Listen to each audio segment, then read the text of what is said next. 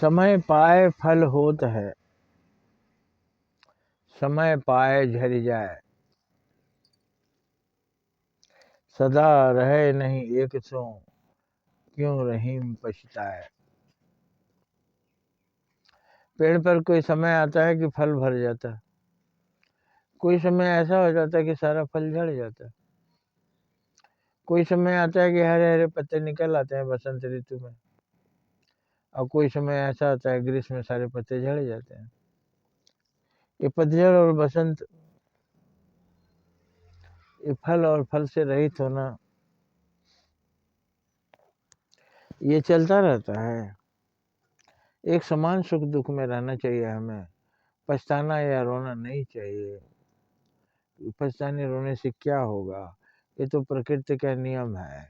अगर आप सावधान हैं तो उस नियम का अपवाद भी बन सकते हैं। फल हमेशा बारहमासी भी लगता है, तो आप बारहमासी भी बन सकते हैं, क्योंकि हर तरह के फल तो पृथ्वी पर मौजूद है, भगवान ने प्रदान किया है।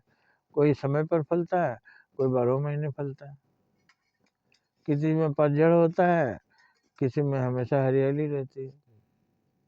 तो वो आपके सावधानी पर निर्भर करता है। हमेशा हरे भरे रहे।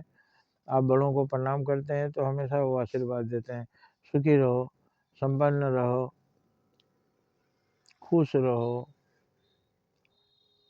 राज करो, तरह तरह का आशीर्वाद देते हैं। तो आशीर्वाद लेते रहिए, उसे अनुसार आप बने भी रहिए। खुश कम रहेंगे, अच्छे राह पर चलेंगे तो खुश रहेंगे। अच्छे राह में भी दुख आता है, थोड़ा बर्दाश्त करते हैं, लेकिन अंत में विजय हमारी ही होती है। तो कभी पतझड़ देखेंगे, कभी बसंत देखेंगे, कभी फलदार वृक्ष की तरह हो जाएंगे, कभी फलहीन हो जाएंगे। पेड़ हमेशा रहेगा, उसी तरह से आपको भी रहना है, और जीवन भर ये सब मौसम परिवर्तन की तरह देखना है, समय परिवर्तन की तरह देखना है। समय चलता रहता है, परिवर्तन प्रकृति का नियम है। इसको आश्चर्य या दुखी ज़्यादा नहीं होना चाहिए, हमेशा उसको भजते रहना चाहिए।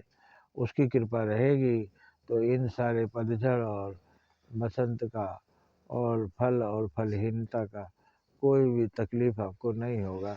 तो ईश्वर के पास रहिए। ईश्वर के पास रहने से दैहिक दैविक भौतिक तापा, राम राज एकहु नहीं व्यापा। तो राम राज्य में दैहिक दैविक भौतिक, दैहिक माने शरीर की बीमारी, दैविक माने दैविक आपदा, और भौतिक माने किसी शत्रु का भय। ये तीनों ही राम राज्य में नहीं रहता है, नहीं रहा।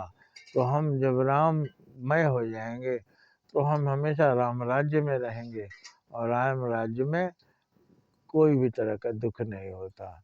इसलिए सर्दी गर्मी का फर्क नहीं पड़ेगा, सुख दुख का फर्क नहीं पड़ेगा। बस राम के राज्य में रहिए, राम की शरण में रहिए, और लोगों का भला उपकार करते रहिए। जय हिंद, जय भारत।